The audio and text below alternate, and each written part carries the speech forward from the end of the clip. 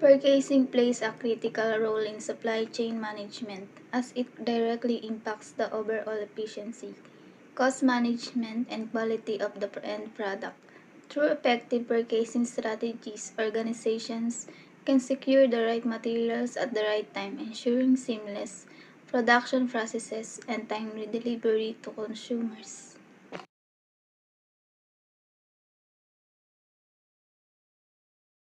One key reflection is the importance of building strong relationships with reliable suppliers. Collaboration and trust fosters consistent quality, better pricing, and mutual adaptability in times of supply chain disruptions. Additionally, strategic sourcing, considering both cost and value, is crucial for long-term sustainability, balancing cost efficiency with ethical and environmental considerations.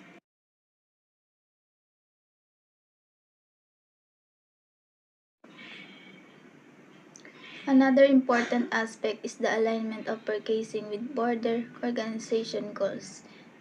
Decision must account for inventory levels, demand forecasting, and lead times to minimize risk like overstocking or stockouts. Technologies such as procurement software can aid in optimizing these processes by improving data accuracy and transparency.